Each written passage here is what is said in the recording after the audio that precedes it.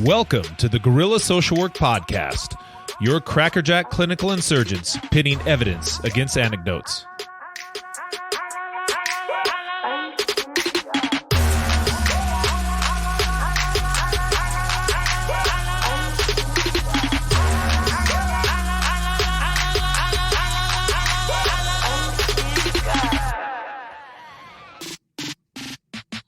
Greetings, Guerrilla Social Workers. We're thrilled to bring you another chit-chat with your hosts, Jeff Marmalade Sandwich Moore, and yours faithfully, Mace Warren. Jeff and I are both forensic psychotherapists that specialize in treating clients involved in the criminal justice system. We love sharing our misguided musings with all of you, and we thank you so much for your ongoing listenership. Today, the GSW Posse reviews a large-scale experiment on New Year's resolutions. Despite the popularity of New Year's resolutions, current knowledge about them is limited. We investigated that resolutions people make when they are free to formulate them, whether different resolutions reach differing success rates, and whether it is possible to increase the likelihood of a resolution success by administering information and exercises on effective goal setting. If you like what you hear, when the 5-star rating button twists its ankle, offer your shoulder to help them walk. But before you take your first step, grab a waist lock and lift the 5-star rating up while falling backwards, causing them to land on their neck and shoulders. And now, on with the show.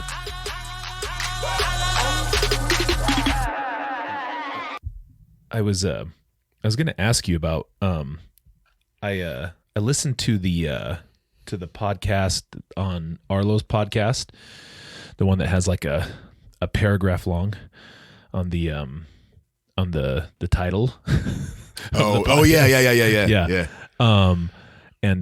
Good job, by the way. It was the one that you were interviewing him. Thanks. You know, and I didn't know that Competitive Edge was no more, huh? Yeah, I mean, I guess downsized.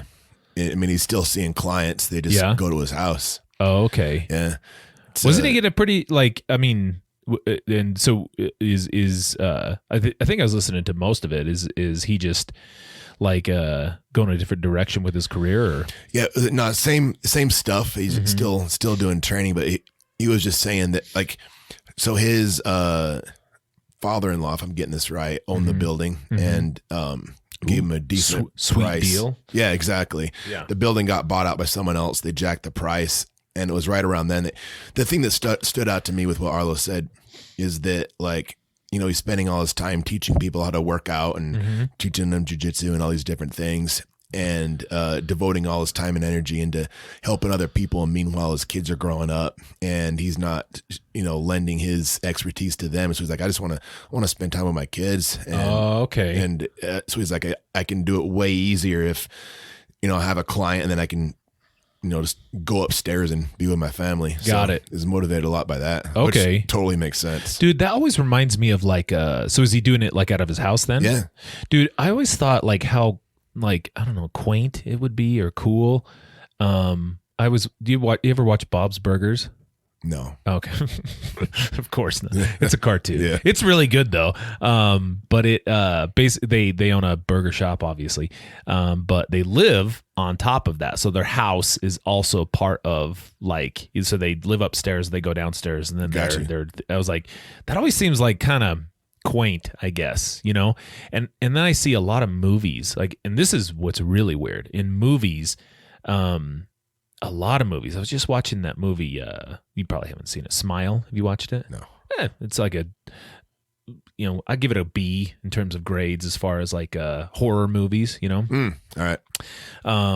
There's in that she, at one part she wigs out. She goes and sees a therapist. Anyway, her therapist like does therapy sessions at her home. Which apparently, like, I looked back on it, several movies, and there was a series on HBO called In Treatment. It was about a therapist that I watched. It was relatively good, but he was doing therapy out of his home too. Huh. Yeah, we could never do that. With our clients. That's not a great plan. Yeah. Well, that's no. So that that podcast that you did with him, I think, kind of inspired me to bring up this topic, which I don't know. I think we kind of talked about this last year a little bit, didn't we? Like New Year's resolutions. We did. Yeah, we did. Yeah, and we kind of talked about the motivation and discipline, and then the stages of change. Okay. Yeah. And so I tried to, like always, I try to weave a little bit of research in here, right? And I have done that, so we'll go over this, and I put the article in the show notes so you guys can read that. But I did want to bring up maybe a unique way you and I can start thinking about New Year's resolutions, because obviously I don't. Did you do anything fun for New Year's? Just like hung out with Brandon and Lindsay, his wife. Oh, okay. Yeah, I slept. I was asleep at like 9 o'clock. I'm bored as hell. Yeah. Well, I had to get up and train earlier that morning, so I was like, I gotta go to sleep. So, but we successfully made it through another year, and I mean, I don't know. I was thinking, okay, well, New Year's to me is like birthdays to me. I couldn't care less about it. You notoriously don't care about birthdays. Yeah. Even though I have one coming up in 12 days. Yeah. But because for me, I guess, the one thing I've come around to is I guess, with the passing of another year, at least I think we came to this conclusion last time we were talking was at least it's a benchmark, right, for setting a goal. I mean, I guess I don't really care when you set goals, but at least it is a starting point. And if it inspires you, like we were talking about the motivation piece, if it does inspire you, awesome. And if that's the starting point, great. It is a little annoying, the beginning of the year when it comes to the resolutioners coming into the gym and just not knowing a whole lot of gym etiquette. I know this is meathead talk. It just is what it is. Just deal with it. It is a little annoying, but it does go away. So I've come to, I don't really care. And if prior to then they were doing nothing and now they're doing something awesome, like anytime people are just trying to improve their lives, that's great. I mean, what business is it of mine? So, so I thought we'd look into it today on at least a deeper level. But I was gonna bring up to you something that we were going to, but let's at least so I've got well, let me start with that. So I'm going to show you first. We'll get into I've prepared some slides for viewers to kind of back up what we're looking at, right? It'll help us stay on track too. But so I thought for you and I, and we could do this with anybody, because you and I like to challenge one another, right?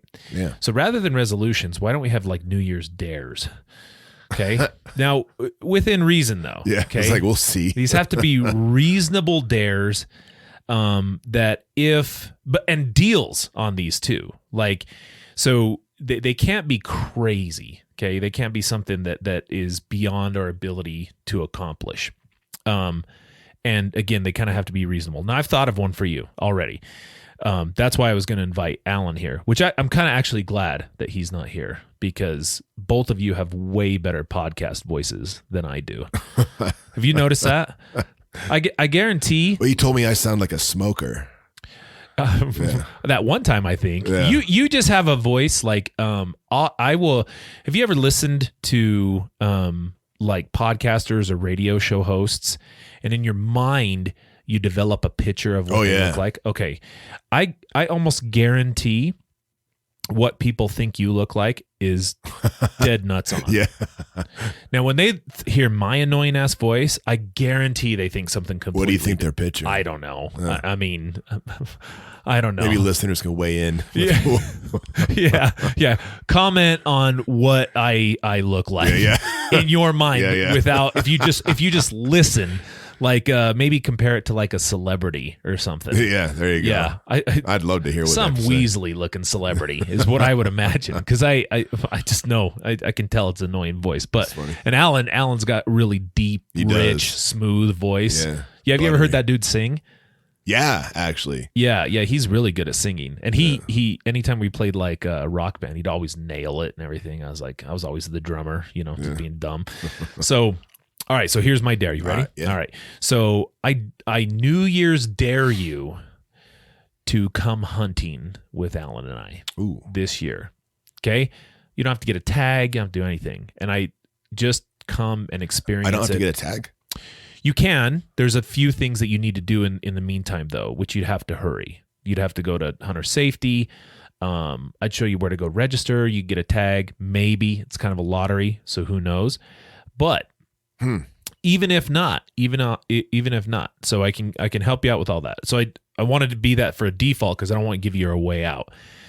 Tag or not, I dare you to come hunting with us this year. Elk or deer, I'll explain later what those entail, and you can make your choice. That is your dare. So you don't have to commit to it right now. That is just my dare to you. All right. Sound good? Yeah. That's reasonable, right? That's reasonable. So now when you come up with that or whatever cockamamie nonsense, that's another word we need to bring. Cockamamie. Sure. Bamboozled and cockamamie. Whatever. Are you needing me to come up with a dare for you, like on the spot? Like, no, I'm going to give you some time. Okay. I'm going to give you some time. And if you can come up with it today, that'd be great. If not, we can revisit this. Okay. Right. But I figure we'll jump into this because I have a video I want you to watch, which should inspire you. Okay. It's like, it's a little, it's an interesting approach to today. A little lengthy. Yeah. It's a little lengthy. It's about 9 minutes, but I almost guarantee that you haven't seen this, and but it should give us a pretty good beat on. It's going to inspire you to, and this is what I was thinking about earlier today. With some of these things. So let me get us started here, dude. I swear. Look at this. What's up, Atza? What's up with your PowerPoints, son? Look at that. Okay, so let's start into some of these things, okay? So, 2023, the year of the rabbit. Is that so? That is. I don't know what those things mean. Cool. Yeah, me neither. Yeah. All right. Yeah. I always like... Let's do it. Is that what you guys? Is that what you guys did at your New Year's party? You guys just scream, yeah, 2023, rabbit time, the year of the rabbit, bunny time. Yeah, I don't know. Yeah, I don't know what to do with that information, man. Yeah. I know the year of the rabbit. Yeah. Are we celebrating the rabbit? I don't know. Maybe. Right. Okay. Hunting. So I have a very strong affinity for this actor. You may or John may Hamm. Well, I love John Hamm, but this is also one of my and ironically, he was in the most recent movie with this guy. So I just want you to watch this. Now, bear in mind, okay, this is a video about Tom Cruise, one of my favorite people on the planet, and you'll know why here in a minute. Okay. Bear in mind, dude's 60 years old. 60 years old. He looks amazing. I know. Well, who cares about his looks? I just want you to watch this. Now, look, I was watching this, and halfway through, I'm like, oh, okay, cool. But then it just got better and better, okay? So without further ado on this guy. This is far and away the most dangerous thing we've ever attempted. So they're showing a ramp. We've been working on this for years. Overlooking a mountain. We're going to shoot it in Norway, and it'll be a motorcycle jump off a cliff. And a steep cliff. To a base jump. So this is I wanted to do it since I was a little kid. Tom It all Cruise, comes down to one thing: the audience. who does his own stunts. Talking about jumping off of a motorcycle ramp and doing a base jump. Stunt. So Tom put together this master plan to coordinate all of these experts in each of the particular disciplines involved to make this whole thing happen. John and I are jumping out of the helicopter. He's A lot of good all those masks are doing. That's what we say to each other. Don't be careful, be confident. Be confident. A year of base training, advanced skydive training, a lot of canopy skills, a lot of tracking. Tom Cruise, he's an amazing individual. You tell him something and he just locks it in. His sense of spatial awareness, he's the most aware person I've ever met. Lots of practice on stability and free fall. Tracking with John and Miles in the air, doing lots of different positioning, like they're a two-man team in the air, coming on top of each other, below each other, backtracking, front tracking. You know, we've drilled and drilled and drilled. That dude just jumping out of airplanes. You do a lot of He's worth like a gajillion dollars. This is boosting my respect for the man. Just watching this. Which is a good thing. Dude, here's the thing about that, though. Like, I'm not talking about how much his net worth is, how much he has in the bank. I'm talking about how much he's worth in terms of money-making ability. You know what I mean? Billions. Billions of dollars. I just like seeing someone. So we built a motocross. Look what he's doing. Elite Hollywood dude. So Tom Cruise is now, he has a motorcycle that he's jumping on these great positioning on the bike, dirt ramps. Now, at this point, me and you'd be out, right? Oh, yeah. We're a long time ago. I'm not getting on a bike. Coming up with the stunt is what we wanted riding a to motorcycle up a dirt ramp and jumping it? No. camera in a place that you could see where Tom was doing it, finding the right lens, the right platform, the right medium. Even 2 years ago, the cameras didn't exist. Honestly, that would that's. allow us to do. So they're talking about all these shots, which, involve the audience. I just want to give them so that this is thrill. months and months That of means training the camera has to be in front of Tom and as close to him as for possible. Feels like you're going over maybe the camera. 45 seconds of a movie. You train and drill every little aspect over and over and over and over again. They were doing. So he's jumping out of a helicopter to get used to Getting to a the point base where jump he that was he's just about a to do. machine. I mean, over 500 skydives. 500 we skydives. do. Over 13,000 motocross jumps. Damn. 13,000 motocross jumps. He legit trained. Yeah. We replicated this ramp in England at a quarry. Dude, We filled the quarry with cardboard boxes, Okay. which were there to catch the motorcycle. The reason So why now we they're did that is preparing so for that the Tom stunt. Could simulate the jump. so they build a hole, should I they go fill it off? with cardboard boxes, and We a built bunch of models foam, different and then we're ramps jumping at him off. different He's got a angles crane tied to his calculate what back, Tom's and then trajectory would be. the bike is We falling have to into be the able to foam. consistently predict where Tom Now, is going again, to be in we're out. three-dimensional space. Me and you are not Oh, doing yeah. this. No. And that recorded every single one. Not of without Tom's a jumps, lot of along with his training ground speed, and whether there was a headwind, ability to whether ramp there was up. a crosswind. And by doing this multiple times, we were able to get a consistent set of data. So that each take we can see what height I He's have. 60. If this was He's your 60 years old. Drones and cameras. If this was your places where I job, can you'd do go it, though. right into close-up. Rule 1. Don't hit me with the drone. Because if we do it all, we don't. Would I? Let's do it, guys. Is this actors' jobs? Almost wear my earplugs. Dude, hold on a I don't hear second. myself Like, scream. who's No one else. Who's a badass actor in your opinion? Jason Momoa? Sure. Say Jason Momoa, you want to jump a motorcycle off a Key cliff? is me He's hitting not speeds gonna- and being consistent. I mean, nothing against Jason Momoa. I love the dude, but come on, son. This is unique. Tom Cruise is unique. That's. And then as I depart the bike, I'm using the wind that's hitting me here. I mean, I'm he doesn't pumping have my to do chest. all this That stuff. Will give me No. lift. No. They have stunt doubles for this. Look at this. So look at him preparing. Dude, look at these shots. And of course, they can just like, you know, CGI at all that other stuff. Okay, it's over. No, not really. He's really gonna do this shit, dude. He's really gonna jump a motorcycle off this cliff. Dude, look at that. That's stunning. Look at Yeah. dude, look at that drop. We're here in Norway. Where is this? Constructing Norway. this ramp over a number of months. Everything here has to be brought in by helicopter. Dude, everything they did had to be brought in by helicopter because of where this remote location was for this. Today Look is at day one that. of Is so photography, and we are starting in classic mission form with the biggest stunt in the film. What we're doing here is I'm just This is for like 45 seconds of the movie. I'm gonna see this movie 10 times. Just to pay homage to Tom Cruise for the work he put in. Yeah. Basically, when he gets down, I see what you're saying. That's legit. He's one of the best men alive. He'll actually know the weather conditions in this Just area, best in the man. area You seen that on the ground. Scientology medal? Tom Cruise. And then he has to safely deploy a parachute. I will say about Now he's in a rock Scientology, I bowl thought with about that, walls and I was all thinking, around him, and he's you know, gonna fly out of it. every other religion, you know, everything is for eternity.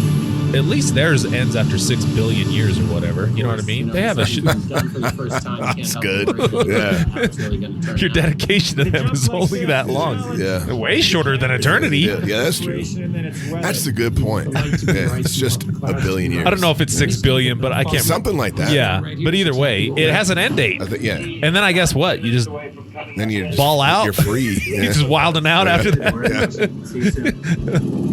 Now we're gonna set the Billion frame. years. Yeah. Think about it. Every other, it's for eternity. You're in it for Right. eternity. You know, Yeah, only they're not things you asking really have much to avoid compared to while eternity. It's actually something like reasonable. this Yeah, it's a is, fraction. Serious injury or death. Here we go. You're riding a motorcycle, which is pretty dangerous, on top of a ramp that's elevated off the ground. So if Look you at that come off the ramp. That's going to be very bad. Dude, that's as big as a You're building. falling. If you don't get a clean exit from the bike and you get tangled up with it, if you don't open your parachute, you're not going to make it. He packed his own parachute every time. No way. Yes. Yes, way. I wait. Dude, ay, way. También. Look at this lunatic, dude. That's real. 60. That's real. This really happened. There's no crane. There's no mechanical stuff. There's no nothing. Look at him go. Look at him. Come on, son. What happens to his bike? It dies. It's a small price to pay for film, son. For 45 seconds Yeah. of glory. Wow. Come on, dude. Man, they were holding their breath with that. The price tag Tom Cruise has. Look, he did it He packed himself. his chute right. Himself. He did that himself. That's tight. Okay, and look, here's the other piece about this. Not only did he do it once, okay? Because you got to get a few shots in there just in case it Did you do that? No! Would you? I wouldn't trust myself on a bike. Pretty much the biggest stunt in cinema history. Tom Cruise just rode a motorcycle off a cliff 6 times today. 6 times.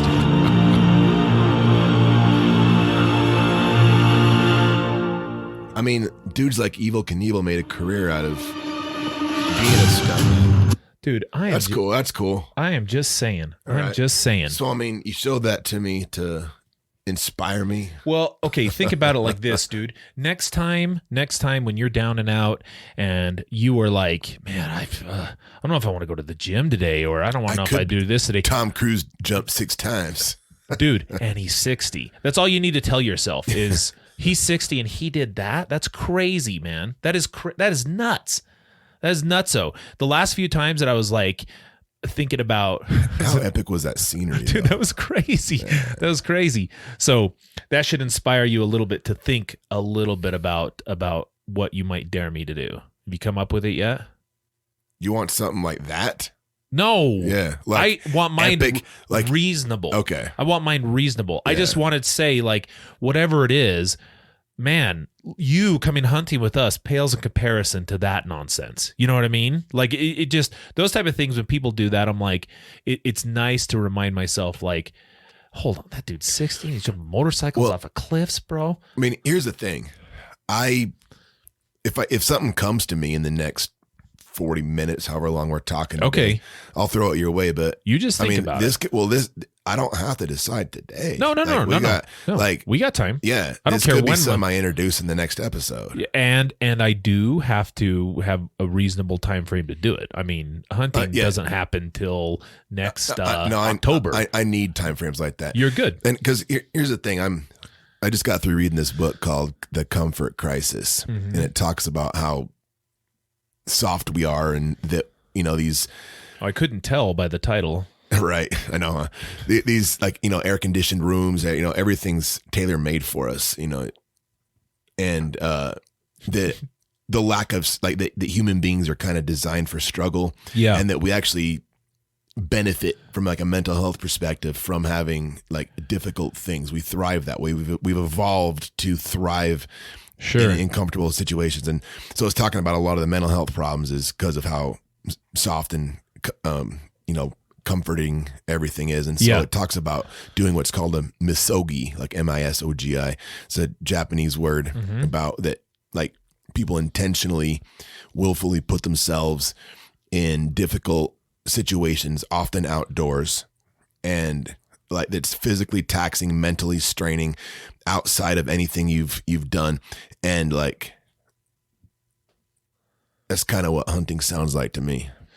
It definitely is. It will be difficult, but also like it will prepare you to know whether or not this is something that you want to look into a little bit more, because it's investment. It's a financial, time and energy investment. The reward is awesome. It's about the in terms of understanding. It's like one of those things that I think I got a pretty good grasp on why you dig jujitsu. And mine is, I think, more of a choice of preference in terms of, physical goals or whatever. But in your case, you kind of have to be there to understand a little bit more about it. You know what I mean? So sure. That's why I was going to have Alan come. He's kind of a de facto. That guy should. I've heard him talk about it. Dude, I mean, I talk a lot of crap on Alan, but truth be told, that guy should like be a world famous outfitter at this point. Would he be a good guide? Oh yeah. He should, and we should just go with him for free, and then he charges everybody else. But the amount of the bulls and the bucks that he gets are, amazing. You know what I mean? Compared to other people. So it's just, and a lot of it is just hard work. There's no free lunches in there. That's the thing, is if I be coming along like I'm so fish out of the water with something like that. I know nothing about hunting. I know how to hike. Yeah, you'd be all right then. Yeah. Well, and you could work hard and you could push yourself, and that's, dude, I was thinking that comfort crisis thing is that's really cool, because I feel really bad for, like, I think about third world countries, that don't enjoy things like air conditioning and stuff like that. And I just want to know what the mental health incident rate is there. Probably next to zero. Like nobody has time. It says something like that in the book. Nobody has time for depression or anxiety or anything. Like that's a luxury that it referenced that. Right.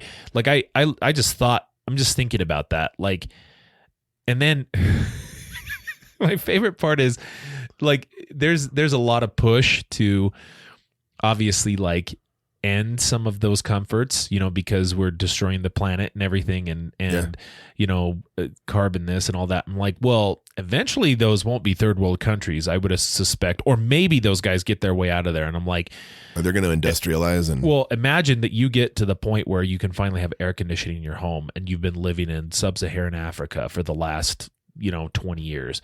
And then he's like, no, sorry, we can't do that with our carbon. Oh, hell no. It's like, no, we finally got, no, yeah. For the next 100 years, I'm getting some AC play. Exactly. Yeah. Absolutely, dude.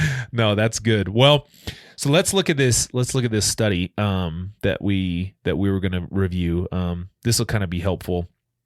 So the abstract on this, basically, they had 1,066 participants. That's a pretty good end size, I think, as far as participants go.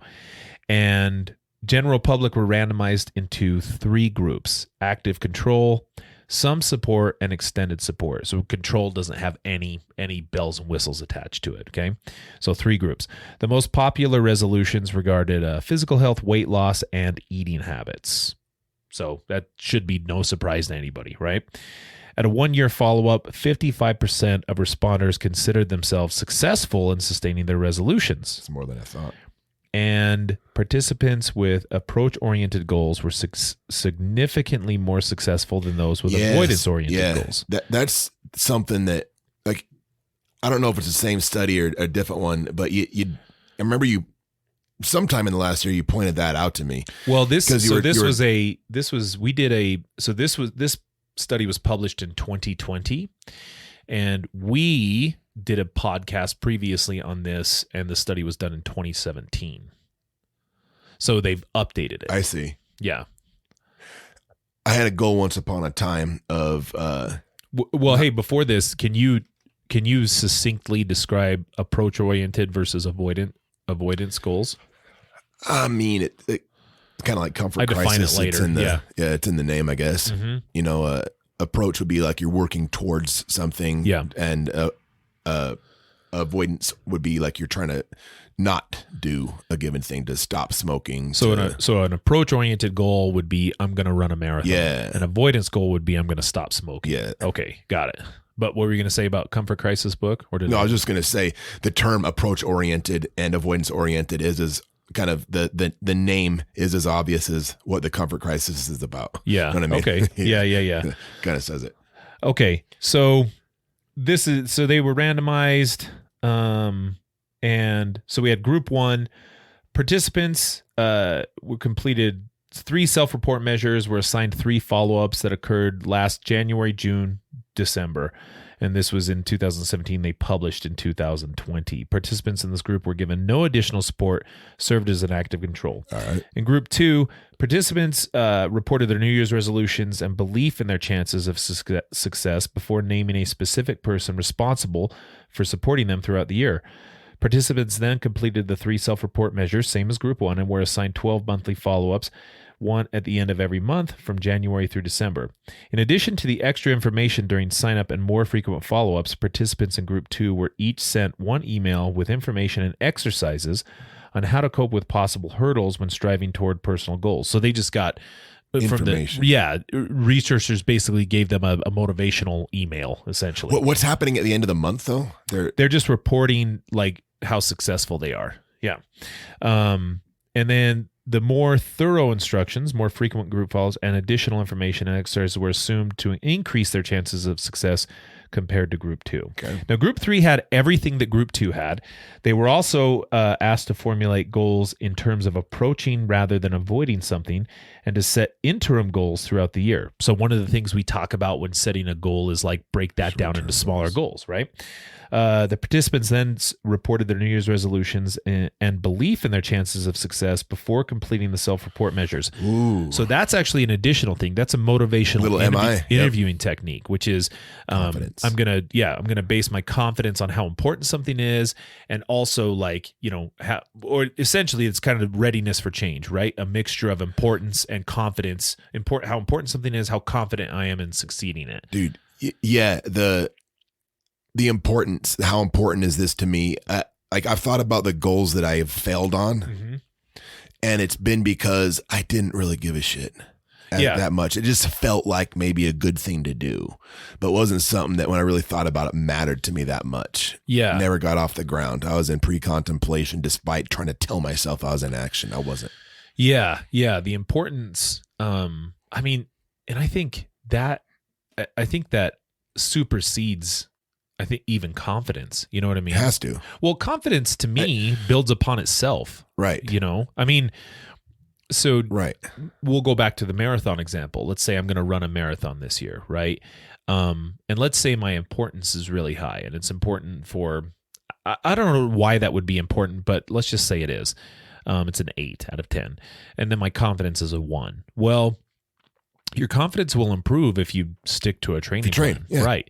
So after I start noticing, the first few times it's going to suck, my first few runs. And then after a month, you're going to feel more confident. I guarantee it. So then that confidence goes from, and even deeper, we will ask our clients to define for themselves what will give you more confidence. Like what would it take from, you're a 1 right now, what would it take to get you to a 2 or a 3? And really that's taking an interim goal and then even breaking that down even further to help them.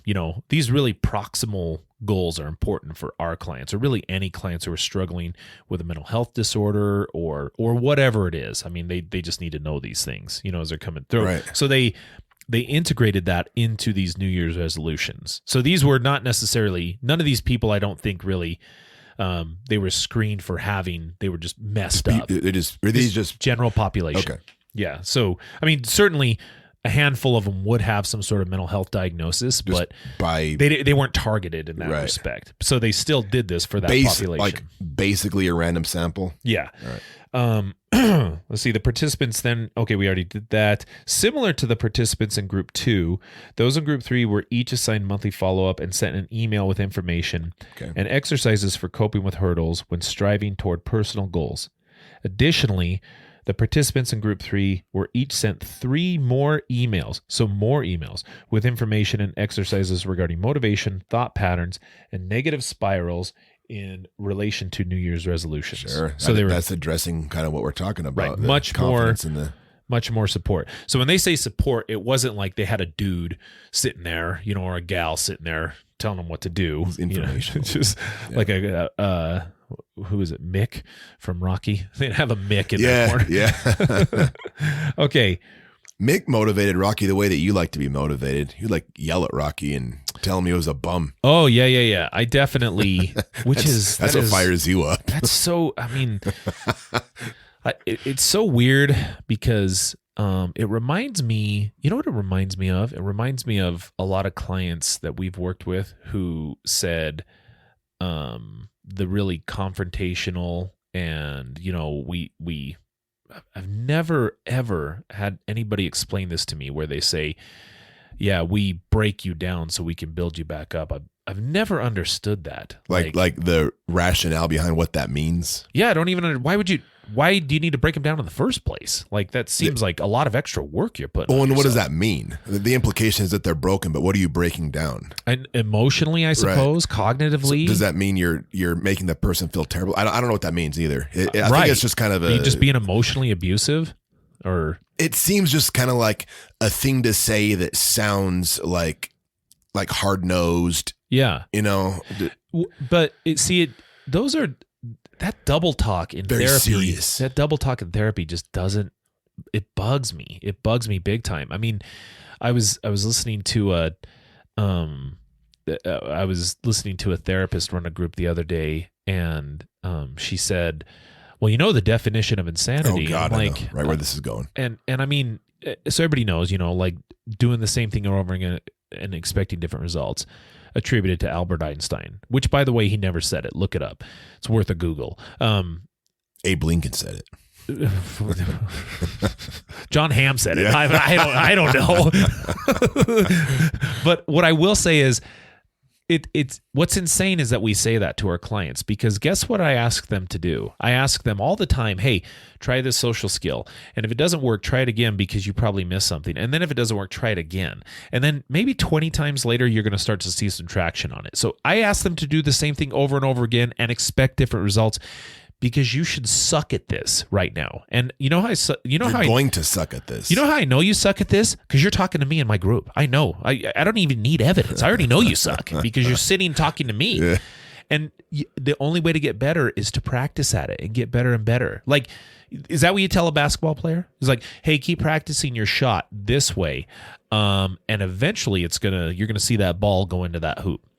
No, you should try it differently every single time, because doing the same thing over and over again and expecting different results is insanity. Right. It's so stupid. Just think for 1 second what you're saying before you say it. You know who says that? That girl that confronted us at ATSA. That's what she says. I guarantee that's her. She says that every time at her groups. And she thinks she's like, I am about to blow their mind, man. Here we go. So, all right. So the introduction to this was, given the fact that millions of people pledge to make a change for the better every year, there is a need for more systematic research. However, looking at research on personal goals in general provides a bit more insight into the process of changing one's behavior. Several studies have examined the importance of goal orientation, often finding that approach-oriented goals are more favorable than avoidance. Approach-oriented goals involve reaching or maintaining a desired outcome. Avoidance goals focus on avoiding or eliminating undesired outcomes. Okay, so that's, I think, if you're a listener, if you're thinking about making new goals, you should focus more on reaching or maintaining a desired outcome, and not avoiding or eliminating undesired outcomes. I don't know if you'll have an answer for this, but if my goal were to, I don't know, let's just go with smoking, because why not? Like, if my goal were to quit smoking, that would be an avoidance goal. True. What would you say if that was my goal? What would you say? How would you make that an approach goal? So I'd weave that into something like running a marathon, because I'd say, well, you need to pick something that you either want to, build up to and or maintain, right? And there's several side effects of smoking that one can point to and say, well, your health are going to get worse for this reason. So if I just want to maintain health, for example, I can come up with multiple metrics. But for me, I'm saying, okay, we'll go further than that. Pick a goal that you feel like is going to be, something beneficial that you can add to your life. And I don't know, last time I checked, it seems like it might be kind of difficult to smoke while you're running a marathon, or at least training for that. And so part of my approach goal toward running a marathon would be, I'm going to at least lessen or discontinue smoking, but that's baked into the cake. That's kind of what I would do. That's great. Yeah. Okay. So, okay. So support participants in group 2 who had some support group 3. They were instructed to name one person responsible for supporting their progress throughout the year. The participants were given information about the many benefits of involving friends and family in striving for change. The positive effects of social support on success and reaching one's personal goals have been demonstrated in several studies. Accountability buddies. Yeah, well, and we always talk about, like one of our lessons that we work with a lot of our clients who are re-entering, just the community from having a period of incarceration are building social supports, right? Yep. And knowing what makes a pro-social support versus, an anti-social support or a risky individual, and just identifying those people. So, and that you need these pro-social supports in your life. So yeah, if it's accountability buddy, so be it. Participants in group 3 who had extended support were instructed on how to formulate their New Year's resolutions in order to increase their chances of success. So, for example, participants were given information about how unclear, abstract, or overwhelming goals may increase the risk for behavior associated with making up excuses for not pursuing one's goals, which is a phenomenon described in the literature on procrastination. In this case, participants were encouraged to formulate specific, measurable, acceptable, realistic, and time-frame goals. Oh, your favorite. Smart Your goals. favorite. Yeah, dude. Another thing. Yeah. Love them. Although, well, I'll come back to this. All right. So, and I do think that that's kind of important for anybody listening is, have a clear goal, right? Whether you do SMART goals or whether you don't. The most important thing about this is, we ran a group, and over, I remember running a group with you one time, and over the clients could not come up with a specific goal. And one of the things was I'm going to be less depressed. Right. Okay. I want to be positive. Right. But how would you, so if you were walking somebody through that, so you said, I want to be less depressed. How would you walk a client through that to say, how do you quantify that and make it more specific? I have to start by maybe, again, if I want to make this into an approach goal rather than an avoidance goal, I have to find out what would make them feel happier or give them purpose or give them meaning, and then find a way to operationalize that into an action. Perfect. But that's really all you need to do, right? I think when people are formulating these things, you can't have a resolution like have a good year. I don't know what that meaningless. means. Right. Or just something so I did it. What? Yep. Yeah. I mean, so unclear, and I think if you don't set very clear and measurable, realistic goals, it's going to be difficult for you to notice any amount of success. Okay, in that. And I mean, again, keep it within the realm of possibility too. You know what I mean? Like, I'm not saying shortchange yourself at all, but I am saying that, I would rather you just focus on your potential and then live up to that potential. And the good thing about that is that can always, living up to your potential begets more potential. Like you get there, and then it's like, well, what's next? It's potential is a concept that I think never has an end date on it. I think you get there, and it's just what? Oh, I got here as far as I'm gonna get. Been 6 billion years. But I think you say, I always think about the stages of change, And that's a question you should always ask is whatever I'm trying to do in this stage of change, I've made the change. Now I'm just in maintenance. Ask yourself, what's next? How can you build on that next stage? And then you'll move further away from whatever was causing the problems in the first place. Dude, you actually got in my head about that.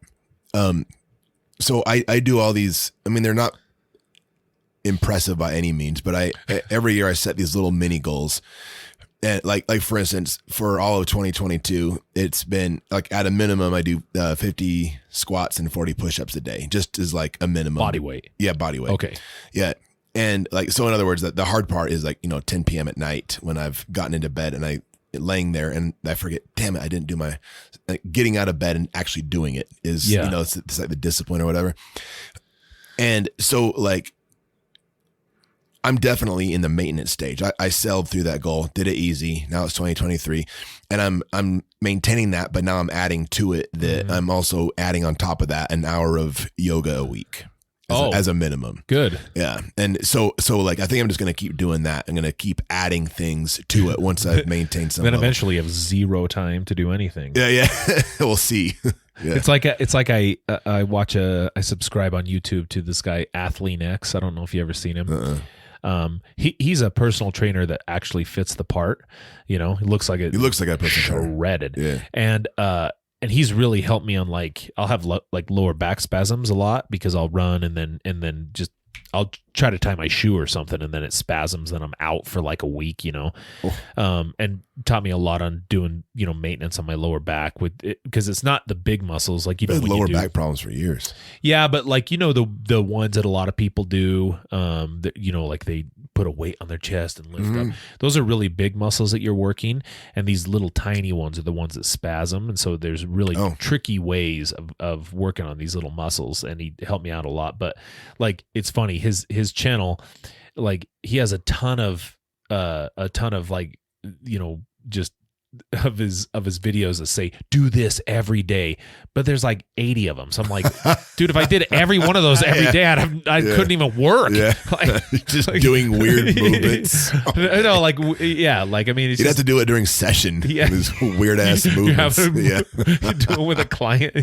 He's like, "What are you doing, bro?" Sorry, man. Just pretend I'm not doing this. Athlean X, brother. Yeah. Ignore this. So, participants in. Oh wait. Let's see here. We just went over that slide. So participants in Group 3 were also provided information about the value of interim goals, instructed to formulate 6 such goals for the New Year's resolution. So they took the goal, broke it down into 6 small goals. Focusing on the distant future enables people to postpone their efforts, which is yet again a phenomenon often described in the literature on procrastination. Conversely, interim goals that are temporarily closer effectively mobilize our efforts and thereby determine to what we devote ourselves in the here and now.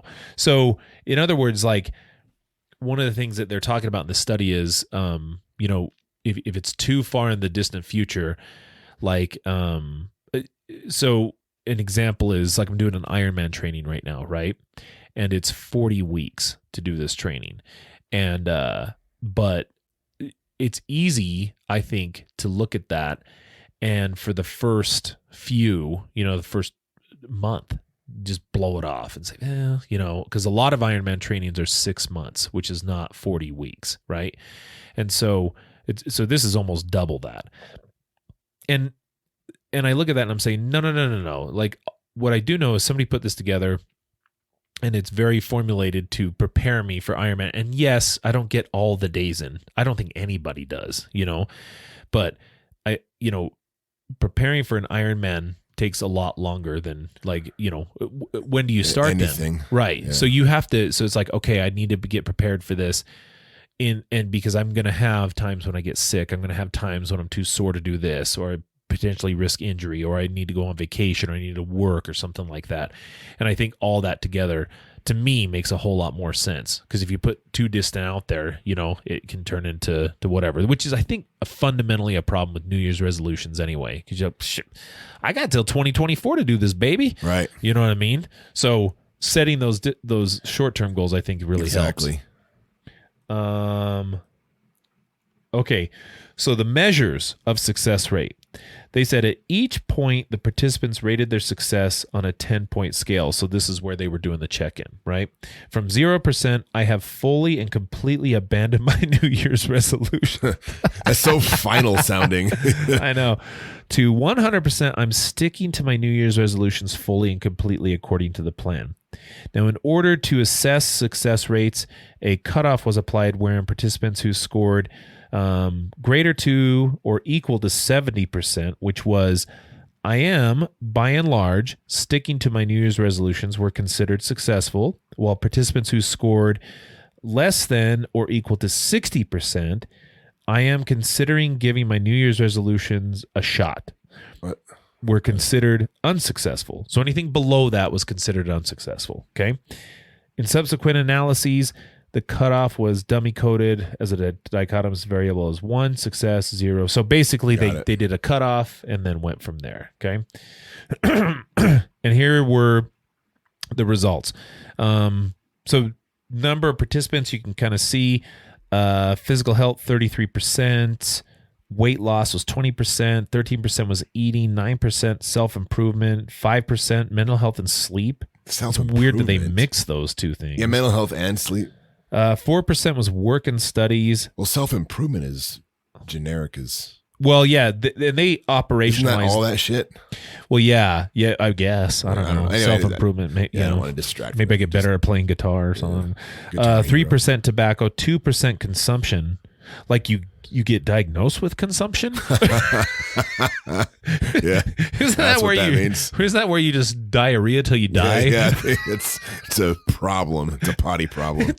That seems such a weird, like, that used title. to kill a lot of people. I know, but consumption seems like it's going the opposite direction. It's not consumption, it's the lack thereof. What's the opposite of evacuation? Yeah. You just call it evacuation. Yeah. Okay. 2% personal finance, 2% drinking, I would assume alcohol, 2% friends and family, 2% home environment, 1% hobbies, 1% engagement, 1% love. Okay. That was the breakdown. All right.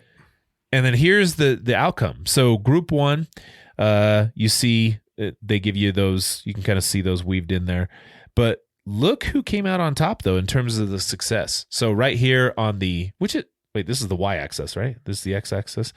Group 1.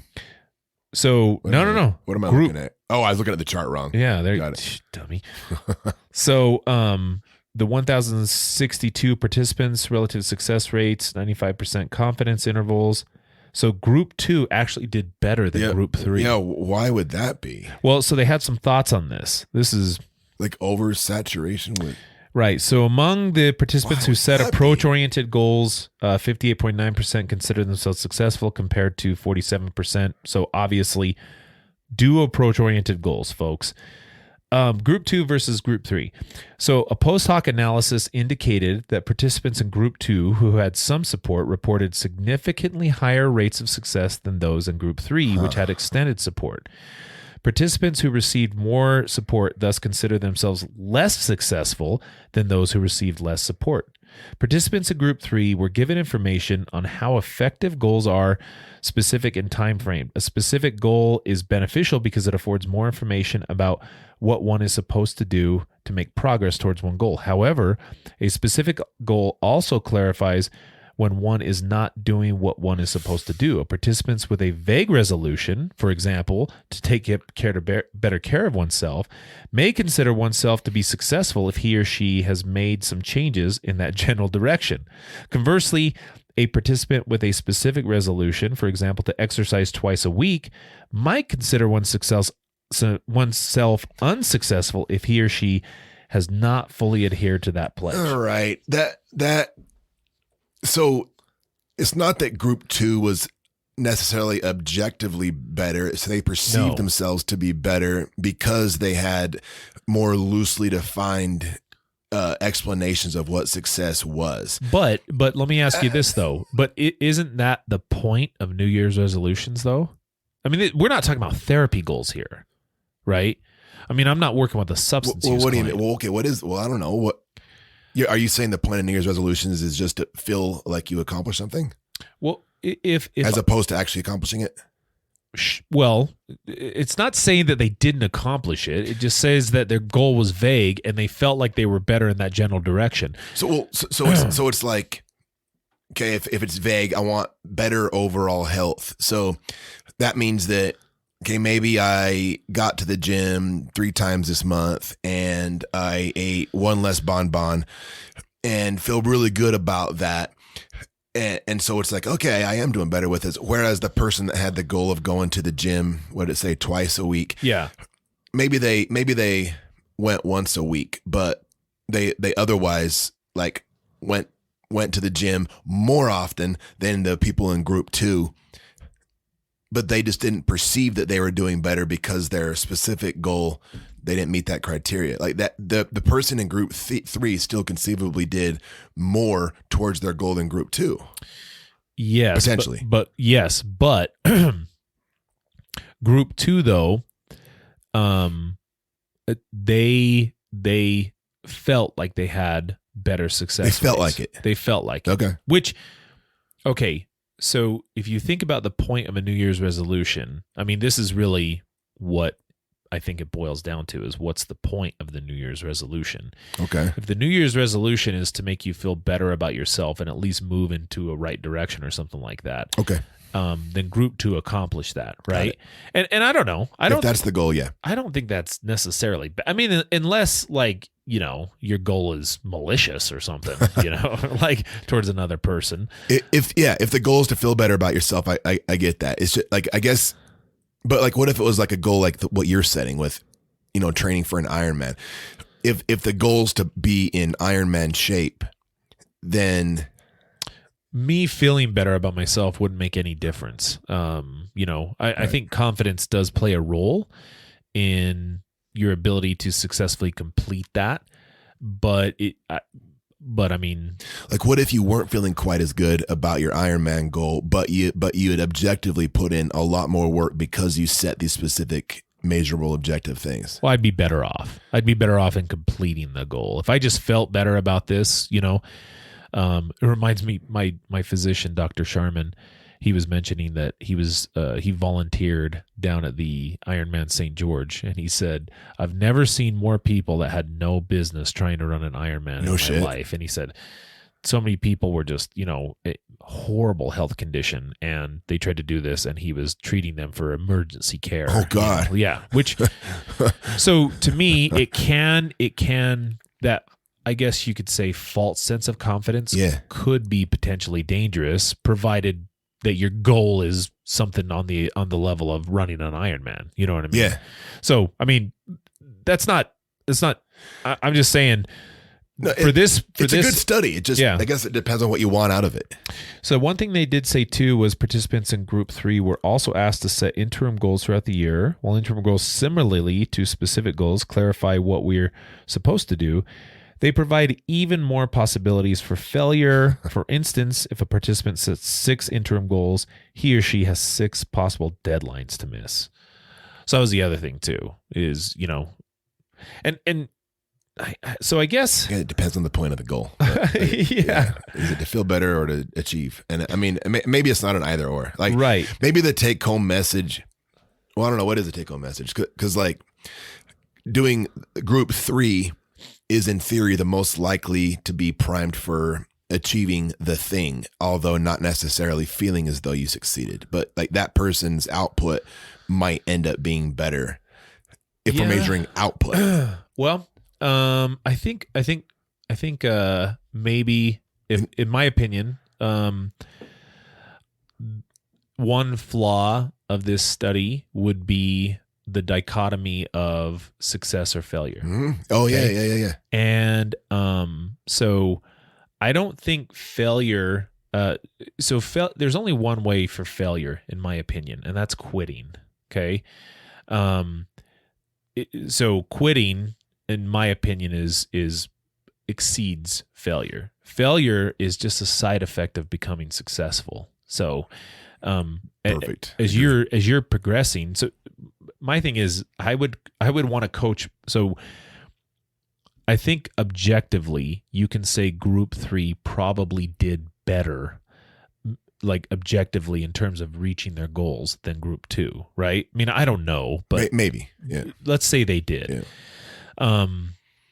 If you did this study again, I think reframing, cognitively reframing, maybe interjecting some replacement thoughts on what your success and failure looks like would be better for group 3. Because yes, if my goal was to save $500 and I'm going to do that by putting away $50 from every paycheck. Okay.